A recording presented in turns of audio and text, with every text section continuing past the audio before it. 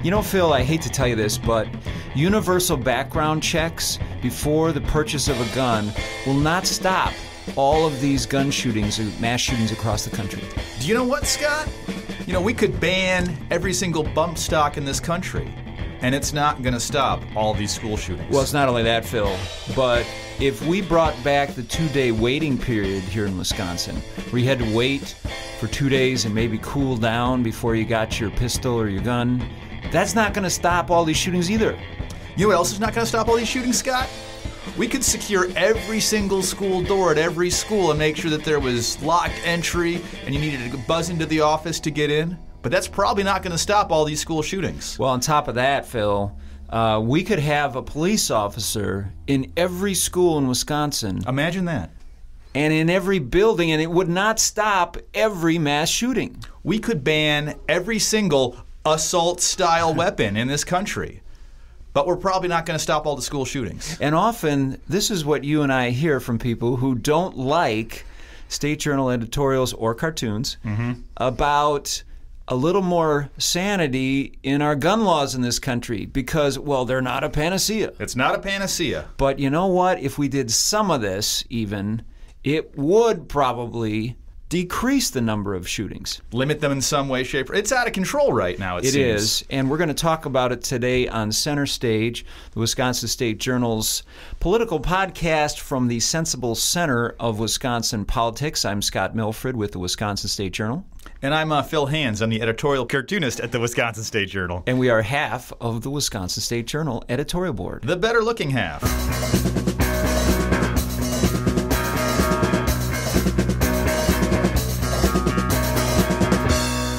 So, of course, the big news last week was yet another school shooting. 10 people dead at Santa Fe High School in Texas. Outside of Houston, Texas, yep. And, you know, this one reminded me a little bit of the 2006 shooting in Cazenovia, Wisconsin, which is west of Madison. As you may recall, a high school boy got his dad's guns. One was more of a long gun and one was a handgun. He took them to school. A custodian, as he was coming in, a custodian wrestled away the long gun from him. Mm-hmm. And then he went into the school. The principal confronted him with the handgun, and the principal, John Klang, made a break to get the gun from the kid, and the kid shot and killed him. Yeah. And what we found out after the fact was that the father of this son did not have trigger locks on either one of the guns. Which seems like a pretty basic thing to do if you're going to own firearms. And I should say, too, that John Klang, the principal, not only did the custodian help with kids, probably saved some kids' lives, but John Klang tackled him as he was shot. Yeah. And then other people were able to wrestle the gun away and secure the situation. Yeah. So John Klang, he's a huge hero in Wisconsin schools. He is. And what we learned from that is how important gun locks are. Our State Journal editorial board back then launched a campaign to provide thousands of free gun locks at local hospitals across south central Wisconsin. And it reminds me of the Santa Fe case because down there it's another high school kid who got guns from his father. Yeah. And we don't know from the news yet whether or not the father had the guns secured, whether or not they were locked up or had gun locks in them. But the line from law enforcement suggests that he did not. It seems to me that if you have unsecured guns in your house and somebody in your household takes those guns and commits a crime with them, you should be held liable for whatever happens with those guns. There should be penalties and you should be punished for letting your guns go loose onto the streets. Yeah, so I think there's probably, that's one, if we're going to count them here, that's one sensible thing that as a society we could do that I don't think would infringe on Second Amendment right to have a gun, is that we just have some kind of rule that says you need to be responsible with your gun and keep it away, particularly from kids. That's right. And according to the New York Times, there are 14 states, including Texas, that have a negligent storage law where gun-owning parents, you can be criminally liable for crimes committed with their firearms by their children. According to the New York Times, though, they defined a child as 16 or younger, and this kid was 17. So it would appear that this law would not apply to this case. However, the Houston police chief had said he thought that this father should be punished to some degree. I think you could go beyond just minors. I think if anybody steals your gun or if somehow your gun is used to commit a crime, you should be liable for it. Yeah. Now the flip side on it, as we start to talk about these sensible, incremental, partly solutions to this wave of mass gun violence. Uniquely American wave of mass shootings. Yeah. So why don't people want a gun lock on their gun, or why don't they want it locked up in a safe? What you hear is protection. Is that, well, if the boogeyman or worse than that, a real burglar or criminal comes in to victimize a person at night or during the day, you want to have your gun ready to go to defend yourself. I guess so. I don't have a gun, so I don't know how that works. And I don't have a gun either, so we should disclose that we're not intimately knowledgeable about handling and using guns. Have you ever fired a gun before, Scott? Back in the day in high school, we'd go out and shoot at beer cans or something on a farm. Okay. Farm kids had BB guns and weak shotguns. That's the extent of my hunting career is beer cans. Okay. How about you? I fired a gun a couple of times. I have a buddy back in Michigan who I think he would call himself a bit of a gun nut, and so I've gone to his house, and he keeps everything locked up, and he's very secure and responsible about it, but he's got quite a few firearms. So we're not gun guys, but you were saying before it wasn't that uncommon to hear gunfire when you were living in Detroit? Yeah, when I grew up in Detroit, yeah, it wasn't like every night we heard gunshots, but we regularly heard it was so frequently that you were not surprised to hear it.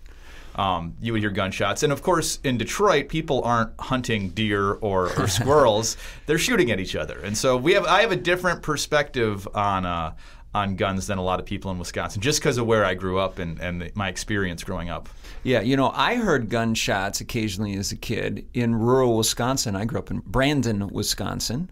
But that was in deer hunting season. It's hunters, yeah. It's a different feeling when you know that gun is aimed at a human being than versus aimed at a deer or something like that. And that's part of why we can't get something done, isn't it? It's that there is, a rural-urban divide to some degree here where I don't like guns. I grew up in a city. I'm not crazy about guns. I'm trying to learn how to appreciate Wisconsin hunting culture and people's affinity for firearms. I'm trying to learn how to appreciate that. I wish people that loved guns so much would try to appreciate where I'm coming from with my dislike of and disdain for weapons, as I try to respect their Second Amendment rights to own a weapon. Yeah, well, a lot of people do use them for hunting, and they are fun to shoot. And then there are some people that just want that added, they read about nasty crimes, and they just want to feel a little bit safer. Yeah. Even though all statistics will tell you you're more likely to shoot somebody in your own home than a criminal, the American people sort of are basically in agreement about a couple of things. Nobody thinks we should have bump stocks. Almost nobody, everybody thinks we should have universal background checks. And we've gotten a lot of letter writers from hunters who say, why are we letting people buy, handguns without a 48-hour waiting period? There was no problem with having that waiting period, but we need to now all of a sudden get rid of that. The people seem to be in general unison on this. It's the politicians that are way behind the curve on where people feel about guns. Yeah, after the Parkland, Florida school shooting, what we heard from people, including our own Paul Ryan down in Janesville, Speaker of the House, was that it's too soon to talk about solutions. Let's get the facts. We can't rush into this. So we did an editorial and said, okay, Mr. Speaker, let's go back to that Las Vegas mass shooting where the guy fired a gazillion rounds from the Mandalay Bay Hotel down on a country music festival. Let's go back to that. We've had time on that. You had suggested back then, Mr. Speaker, we would ban bump stocks. So did lots of other politicians. Even the NRA kind of said, well, yeah, we could maybe do something like that through the regulatory system, maybe not through a law. But it actually seemed like that was going to happen. And it hasn't. It hasn't happened yet, yeah. Why not? Let's do it. It's such low-hanging fruit. And I don't know why that doesn't happen. I don't really buy the whole line that the NRA controls everybody because, the NRA as a donor, you look at the numbers, while they do donate a lot of money to politicians, they're by far not the largest contributor to most people's campaigns. But I think there is sort of a concern, especially amongst Republicans, of doing anything where somebody can primary against you and say, look, he wants to take away your guns. Even if it's as simple as, we all think bump stocks are a bad thing, we should all ban them. Even that can be fodder for a primary battle. Yeah, that does seem what they're worried about. And our big pet issue of redistricting, where the politicians draw the shape of their legislative districts so that it protects them from re-election. That plays into this too, because you have more and more districts that are not competitive in the general election. Then they become more and more competitive in the primary election, and the left gets pushed further to the left and the right gets pushed further to the right, and we can't get something done in the sensible center. Let's focus on just getting some incremental things done here and get the ball moving rather than just hammering the right over the head with this issue. My point is, you remember when Bill Clinton, the Democrat, pushed for welfare reform. Sometimes when the party that's not thought of as owning that issue takes ownership, it goes somewhere. Well, it's like Nixon had to go to China. It had to be Nixon to open up relations with China. It couldn't have been Jimmy Carter to do it. Exactly. So Rick Scott down in Florida, the Republican governor who I think is he running for Senate maybe? He just passed a bill. It wasn't huge, but he banned bump stocks in Florida after that shooting. He did put limits on guns for young people. I mean, there were some real things in there. Some real things in there. He did that, and as we do this podcast down in Texas, the Texas governor is having some sit-down meetings with victims and advocates and other type people. He's doing more than just thinking and praying. He is, and he's open to some legislation. Now, we'll see if anything significant comes out of that. And I guess that's where, that's who you need to talk about. Massachusetts and New York City can talk about guns all they want, but until someplace like Texas talks about ways to keep the guns out of dangerous people's hands, the debate about guns is sort of futile.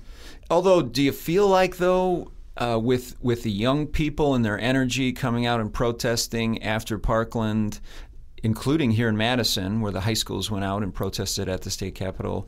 Do you feel like, though, there is a chink here in the sort of NRA defense of any and all gun control? I think so. I think children are our future, and they're going to start voting soon. I think that's going to change the way our political demographics work in a lot of ways. So we've talked about universal background checks. Let's just talk about that for a second, because there is a Wisconsin example. On that one, and that was the Brookfield Spa Incident. So what we mean by universal background checks is that your background isn't just checked for criminal background when you buy a gun at a gun store. It also is checked when you go to a gun show, which is a more informal affair, or when you buy a gun online. Private sales of guns, too. Yeah, and it actually is a large percentage of sales that are there. And well, the biggest criticism about universal background checks is you'll find even Ron Kind, the Democrat from Wisconsin in Congress, from western Wisconsin, has used this argument against it, is that, well, you're gonna make Grandpa fill out forms when he gives his grandson a hunting the old family hunting rifle. And that's really easy to add exemptions for. To say, gun sales within a generation or two generations will not be checked, and everybody sort of agrees with that. Right, and in fact, even though I criticized Therese Brousseau for calling names on the floor, the bill she was pushing for, which was a universal background check, did have exemptions for that. So you could give a gun to a family member, and you wouldn't have to go through rigmarole. But even if you did, it's kind of like, what's more important here? Trying to stop some of these terrible mass shootings, or, that's kind of an inconvenience to get a background check. Grandpa's got to fill out a form now to pass on along. So what? Yeah, I don't really care. You got to fill out forms all the time. I filled out 2 for my kids this morning for school. Yeah. What's the big deal? Forms are as a form of government intruding in your life, Scott. I guess. There was the case in Brookfield where the guy was an estranged husband. He wasn't supposed to have a gun. No, he could not legally buy a gun. She had a restraining order against him, right? She did have a restraining order against him. And he bought the gun from an online dealer. With no background check. With no background check. And the next day, He shot up that spa, didn't just kill her, he killed some other people there. Yeah. You know, that's actually two things right there. That's universal background checks could have maybe prevented that. And two, the 48-hour waiting period. Yeah, 48-hour waiting period, which Wisconsin had for a long time, for decades. And Scott Walker got rid of it. He did, and so that could have forced that guy maybe to take another day and think about it. Now, maybe not, because he couldn't buy his gun legally anyway. But in the case on the east side of Madison a few years ago, a guy was stalking one of his coworkers, and he shot her in the parking lot, and he had just bought his gun the day before. Yeah. So we know if that had still been in place, it would have taken at least another day that young woman would have lived. There's a great and maybe longer if somebody had intervened or he'd rethought it. Yeah. There's a great Simpsons episode where Homer wants to go buy a gun, and the gun clerk says there's a 2-day mandatory waiting period. He says, "But I'm angry now." By the way, Phil Hands has an encyclopedic knowledge of seemingly every Simpson episode. Is that like you study that at cartooning school? We did do that. Yeah, we had a whole seminar on Simpsons humor. No, I just watched it a lot when I was younger. Yeah. Okay, so there's a couple things we can do. Are those things going to solve every shooting? No. No. Will they solve some? Maybe. Yes, they might. They can't hoit. Now, there's a couple more. Let's talk about securing schools. This was a frustrating thing here in Madison. Okay, the governor wasn't doing much of anything on gun control. He was going to spend $100 million to secure more schools and to help pay for school officers. And it seemed like some people in Madison wanted to divert those resources so they could give kids more hugs during the day. There was this mini backlash to providing some reasonable security at the schools and to having a police officer who knows the students at the schools. It seems like common sense to me, but maybe that's the problem. Well, and to be fair, devil's advocate is the other side says, well, then there's a cop there and the cop is going to criminalize bad behavior. If he sees bad behavior, suddenly some students, particularly students who are black or Latino, might get charged with something where without the officer there, maybe they'd get suspended or a detention or something. Yeah, but I'm not sure a lot of those officers in schools are doing a lot of arresting anyway. I think they're doing a lot of conflict resolution and community policing before things get escalated. So in this case, what I'm saying is, for some reason we're getting resistance from the left here in Madison for just having an officer at the school who knows the kids. So if there is an incident, not only is there an officer there, but the officer probably knows the kid involved. Yeah. And isn't that a lot better than having some SWAT team come in that doesn't even know who the kid is? Yeah, exactly. I think that's just kind of misguidedness of the left sometimes. Yeah, so it's not just the right. It's mostly the right. It's mostly the right. But it's not just the right. This is the only amendment to the Constitution that actually is sort of prefaced with, because militias are important to the defense of this country, we're going to let people carry guns. The First Amendment doesn't say, because we need an educated population to read newspapers, we're going to allow freedom of the press. It doesn't say that. And we are gigantic First Amendment proponents here and defenders at the newspaper, at the Wisconsin State Journal. We think that's essential to democracy, and so did the Founding Fathers. But that doesn't mean there can't be some limits on free speech. That's right. It's the old example of you can't yell fire in a theater. Unless you're about to fire a gun. That's fine. And it's more than that. I mean, we can't write whatever we want in the paper. We have to have get evidence. Sued. We so there are limits on what you can say. Even though we have free speech, there should be some more reasonable limits than there are now on guns, even though you have a freedom to carry a gun. Now, we have two struggles here in Wisconsin in terms of getting some more sensible gun laws. One of them is trying to push some smart limits forward. But we also have another challenge of being pushed backwards. We mentioned earlier that the Republican legislature took away the 2-day waiting period. But they've also been pushing for saying you should be able to have concealed carry without any training. That's ridiculous. In my opinion, I mean, I think a lot of law enforcement find that kind of ridiculous too. Law enforcement does not like concealed carry, and that's something that these law and order Republicans never seem to quite understand, is that police officers do not like arriving at a scene with lots of people with guns drawn. Yeah, I think technically they didn't oppose concealed carry, at least the police officers union, but they did just put out a poll this week. So way to tee that up for me here. Oh, good. I've got the poll, and one of the questions they asked was about constitutional carry. What that means is you can carry a concealed gun anywhere you want with no training or no questions asked. Favor or oppose allowing citizens to legally carry concealed weapons without any training? Favor, 6%. Oppose, 94%. So in cases like this, the public overwhelmingly doesn't want that. And in this case, at least that bill was stopped. But we still have to play some defense here. They also wanted to have gun training in schools, which would seem to totally put the zero tolerance rule on its head, where now you're going to have guns in school. So can you have guns in school or can't you? That one was stopped too. Well, the other thing is a lawmaker tried to say that state universities couldn't ban guns on the premises of their buildings. So that means that Camp Randall would not be allowed to ban guns. And that seems ridiculous. Say we did an editorial last month about the Assembly passing one, and we wanted to highlight this because it was something. It's one of these small things. A real tangible thing. A sensible, sane gun law. And the Republican-run Assembly did strengthen background checks on long guns. In other words, when you get a background check from a licensed dealer, this wasn't the universal background check thing, but they were going to make it so that you got this same strict check as if you were buying a handgun. Yeah. Now, that's not a big deal.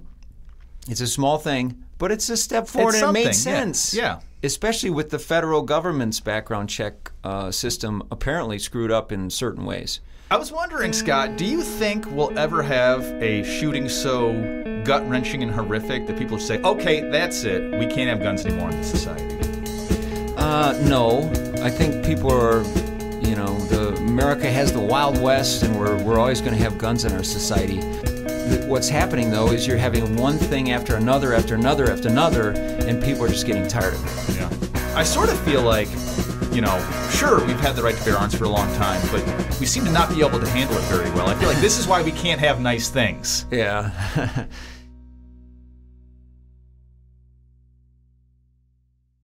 Find and follow our podcast, Center Stage with Milfred and Hands, on iTunes, Google Play, Stitcher, and SoundCloud.